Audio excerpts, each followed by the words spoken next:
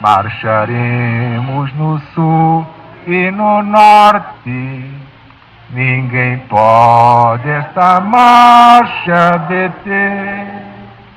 Pois se nós não tememos a morte, a quem é que nós vamos temer?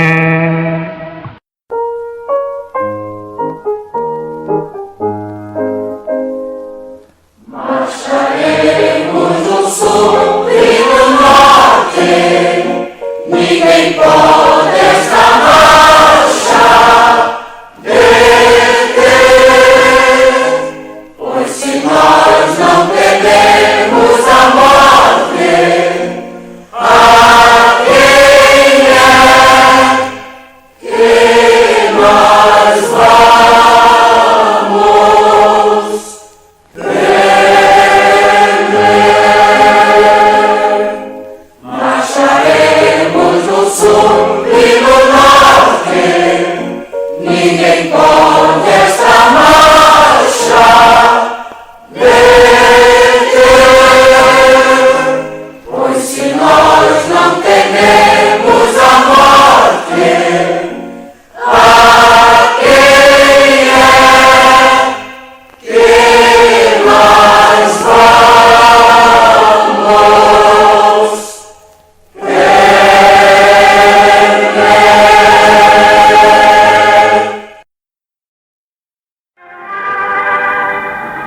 Meus amigos e meus irmãos, Deus está presente. Viva Jesus em nossos corações para todo sempre.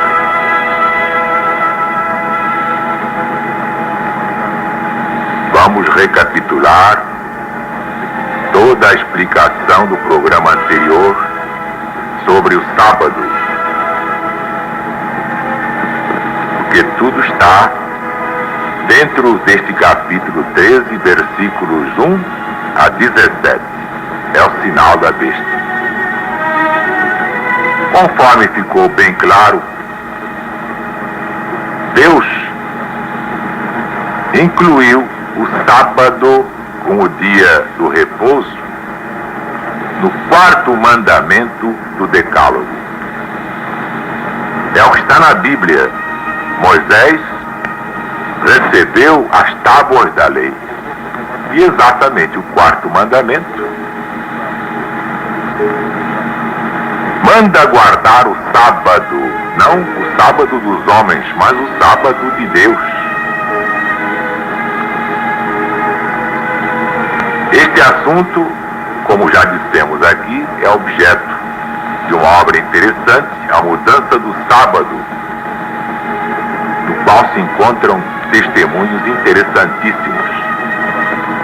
A verdade é que a maioria pensou que Jesus tivesse revogado o decálogo nessa parte, quando o próprio Jesus declarou: não vim revogar a lei e os profetas. A maioria pensa que isto foi feito por Jesus, mas absolutamente não foi. Se Jesus tivesse feito esta mudança, então teria desempenhado o papel do poder blasfemo de que falou o profeta Daniel no Velho Testamento, ou São Paulo no Novo Testamento. Para que tentar provar que o Cristo mudou o sábado? Quem o fizer realiza uma tarefa que ninguém lhe há de agradecer. O Papa não lhe há de agradecer, porque aí se prova que o Cristo fez esta mudança. Então o Papa é despojado da sua insígnia de autoridade e poder. Nenhum protestante esclarecido também lhe agradecerá, porque se tiver êxito, apenas demonstra que o papado não fez a obra que estava predito que ele faria. E assim, estaria provado que a profecia falhou, que as Escrituras não são dignas de confiança. E, entretanto, Jesus declarou: a Escritura não pode falhar. Quando uma pessoa está encarregada de alguma obra e essa pessoa se apresenta e confessa que fez a referida obra, isto é geralmente considerado como bastante para estabelecer um fato.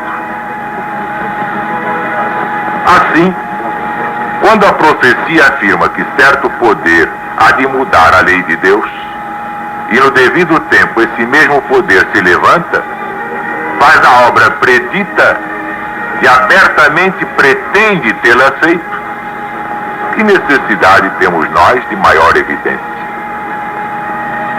O mundo não devia esquecer que teve lugar a grande apostasia predita pelo apóstolo dos gentios, que o homem do pecado durante longos séculos teve quase o monopólio do ensino cristão no mundo. O papado dominou séculos, sozinho, sem concorrência. O mistério da iniquidade lançou as trevas e os erros das suas doutrinas sobre toda a cristandade. E que desta era de erros, trevas e corrupção é que saiu a teologia dos nossos dias, ninguém contesta. Seria, pois, de estranhar que houvesse ainda algumas relíquias do papado a serem postas de lado antes de se completar a reforma? Campbell, no seu livro Batismo, página 15, falando das diversas seitas protestantes, escreve: todas elas retêm no seu seio, nas suas organizações eclesiásticas, doutrina, culto e observâncias, várias relíquias do papado. São, quando muito, uma reforma parcial. As doutrinas e tradições dos homens ainda prejudicam o poder, o progresso do Evangelho em suas mãos. A natureza da mudança que a ponta pequena tentou efetuar na lei de Deus é digna de nota. Fiel ao seu propósito de se exaltar acima do próprio Deus, empreende mudar o quarto mandamento, que dentre todos os outros é o mandamento fundamental da lei. Por quê? Porque é o único que torna conhecido quem é o legislador e contém a sua assinatura de realeza. Prestem atenção. O quarto mandamento do decálogo dado a Moisés por Jesus, o quarto mandamento e nenhum dos demais está nestas condições. Outros 4, é verdade, contém a palavra Deus e 3 deles também a palavra Senhor. Mas quem é este Senhor Deus de quem eles falam? Sem o quarto mandamento é impossível dizer. Façam a experiência. Porque os idólatras de todos os graus aplicam esses termos aos números que são os objetos da sua adoração pessoal. Mas no decálogo, o mandamento quarto é exatamente esse que foi trocado. Por ser muito importante este assunto, e em nome do Moisés irritadíssimo, é que estamos aqui martelando e até marcando o passo para explicar fartamente a questão. Exatamente debaixo do protesto de Moisés, que recebeu os mandamentos das mãos do Cristo de Deus. Ora, com o quarto mandamento indicando o autor do decálogo, as pretensões de todos os falsos deuses são anuladas de um golpe só. Porque o Deus que aqui ordena a nossa adoração não é qualquer ser criado, mas o ser que criou todos os seres, o autor da terra e do mar, do sol e da lua, e de todo o exército estrelado, o mantenedor, o governador do universo. Este sim é o ser que pretende, e pela sua posição tem o direito de pretender, nossa suprema atenção, de preferência a qualquer outro objeto. O mandamento que torna conhecidos estes fatos é, portanto, aquele mesmo que podemos supor que o poder designado, como se exaltando acima de Deus, tentaria mudar. É a besta do Apocalipse. Deus nos deu o sábado como um memorial de si mesmo, para lembrar semanalmente aos filhos dos homens a sua obra na criação da terra e do céu, uma grande barreira contra o ateísmo e a idolatria. É a assinatura, é o selo da lei, este quarto mandamento. O papado tirou-o do seu lugar e o substituiu por sua própria autoridade por outra instituição para servir a outro propósito. Esta mudança do quarto mandamento é a mudança a que se refere o Apocalipse. Exatamente, o domingo é o sinal da besta. Alguns que há muito têm sido ensinados a considerar esta instituição com reverência, recuarão talvez com pouco menos do que sentimento de horror perante esta conclusão. Claro que não temos tempo para tratar só da questão do sábado e da exposição da origem e natureza da observância do primeiro dia da semana. Mas sustentamos esta única proposição. Se o sétimo dia é ainda o sábado, ordenado no quarto mandamento, se a observância do primeiro dia da semana não tem qualquer fundamento nas Escrituras Sagradas, se esta observância foi introduzida como instituição cristã, designadamente posta em lugar do sábado do decálogo, por poder que é simbolizado pela besta, colocado ali como insígnia e sinal do seu poder de legislar para a cristandade, não será inevitavelmente este o sinal da besta? A resposta é afirmativa. Pois bem, todas estas hipóteses são todas certezas.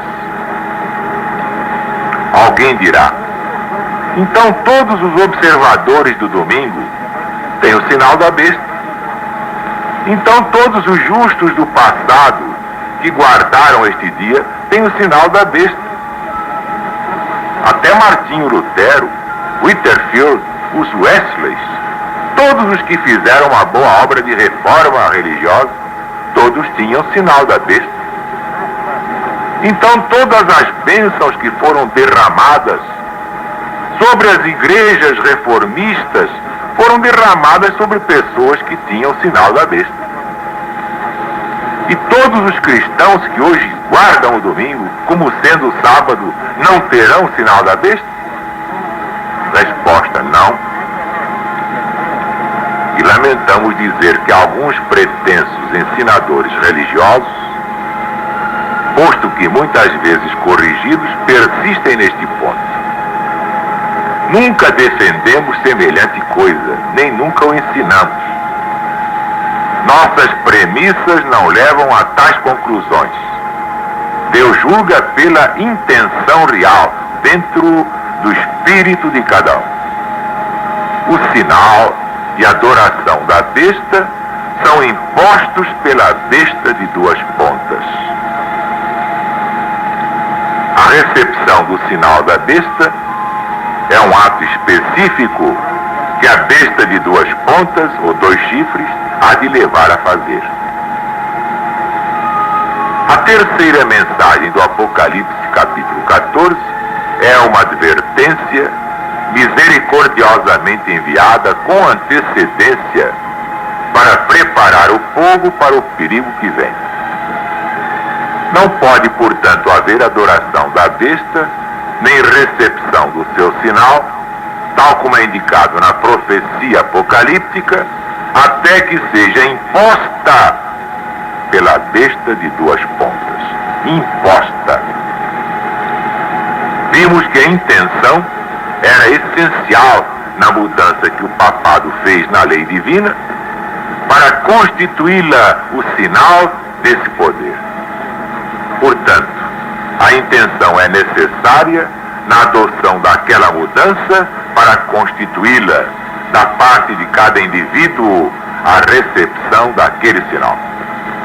Noutras palavras, uma pessoa tem de adotar a mudança sabendo que ela é uma obra da besta e recebê-la sob a autoridade daquele poder em oposição à ordem de Deus. Mas acontece com os mencionados que guardaram o domingo no passado e a maioria dos que estão hoje guardando serem castigados? Evidentemente não.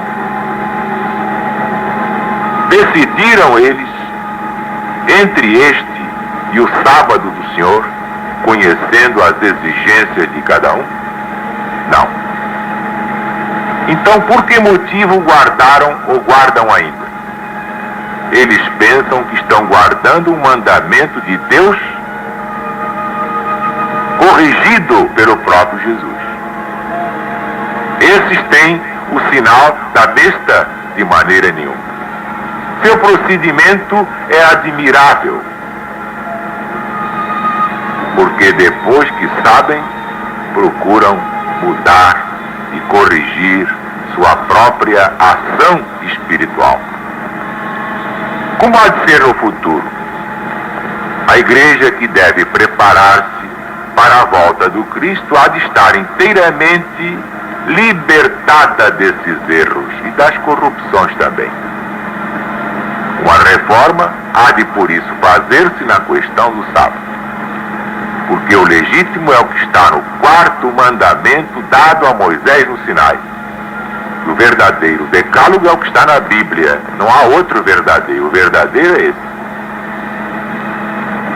O terceiro anjo proclama os mandamentos de Deus, levando os homens a guardar os verdadeiros em vez dos falsificados. Então o dragão está com raiva, por isso manobra os governos ímpios do mundo, para que toda a autoridade do poder humano seja exercida em impor as pretensões do homem do pecado. Então os homens têm que decidir. Por um lado, são obrigados a guardar o verdadeiro. Por outro, a guardar um sábado falso. Aos que recusam guardar o verdadeiro, a mensagem ameaça com a ira de Deus não misturada. Aos que recusam o falso, os governos da terra ameaçam com perseguição, excomunhão e morte. Diante deste dilema, que faz aquele que se sujeita à exigência humana? Diz virtualmente a Deus: conheço as tuas ordens, mas não lhes darei atenção. Eu sei que o poder que me mandou adotar é anticristão, mas eu me sujeito a ele para poupar a minha vida aqui na terra. Renuncio à tua obediência e me curvo, Senhor Deus, ao usurpador, para salvar a minha pele. Doravante a besta é o objeto da minha adoração. Sob o seu estandarte, em oposição à tua autoridade, eu me alisto doravante. E a ela, em desafio às tuas pretensões, rendo daqui por diante obediência do meu coração e da minha vida.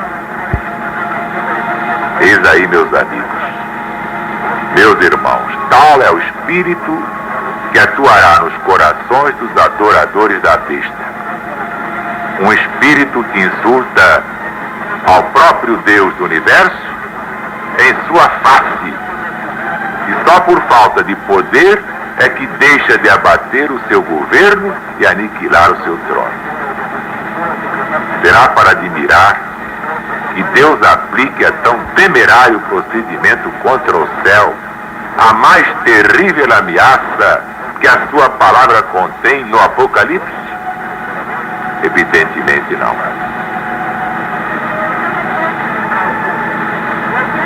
Vimos já o que constituiria uma imagem à besta, tal como a besta de duas pontas, os Estados Unidos da América do Norte, a dirigir, e também a probabilidade de que tal imagem em breve se efetue na América do Norte. Também sabemos o que constitui o sinal da besta, que há de ser imposto sobre todo o povo. Uma organização eclesiástica, composta de maior ou menor número das diferentes seitas desse país, com algum grau de fusão também entre esses corpos e o catolicismo romano, juntamente com a promulgação e a imposição de uma lei geral de um sábado-domingo. É um sábado misturado.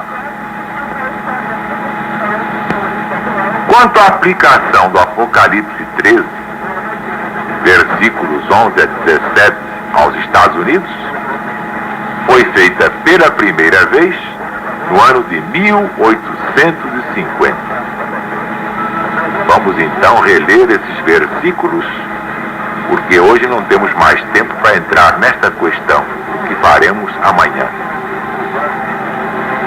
Diz o Apocalipse de Jesus, segundo São João, capítulo 13, versículos 11 a 17. E vi subir da terra outra besta, e tinha 2 chifres semelhantes aos de um cordeiro, e falava como o dragão. E exerce todo o poder da primeira besta na sua presença, e faz que a terra e os que nela habitam adorem a primeira besta, cuja chaga mortal fora curada. E faz grandes sinais, de modo que até fogo faz descer do céu à terra à vista dos homens. Foi o que fez mesmo em Hiroshima e Nagasaki com as bombas atômicas. E engana os que habitam a terra com sinais que lhe foi permitido que fizessem presença da besta, dizendo aos que habitam na terra que fizessem uma imagem à besta que recebeu a ferida da espada e, entretanto, reviveu. Foi quando Napoleão Bonaparte liquidou o papado, mas depois veio um outro papa. E lhe foi concedido que desse espírito à imagem da besta, para que também a imagem da besta falasse, e fizesse que fossem mortos todos os que não adorassem a imagem da besta.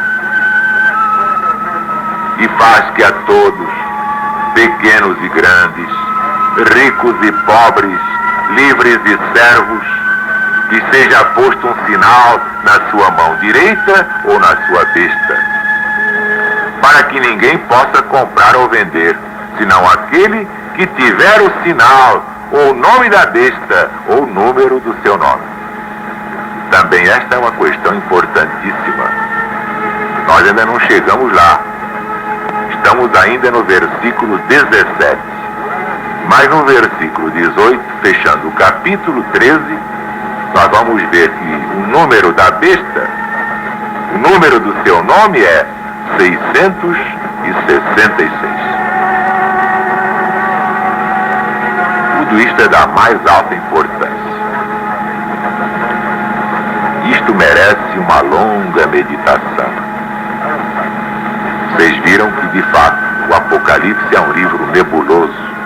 Muita gente desiste, não vai nem ao segundo capítulo, para no primeiro. Cheio de símbolos, visões extraordinárias, mas quase intransponíveis. É um livro quase inexpugnável. Mas você também não tem sonhos assim?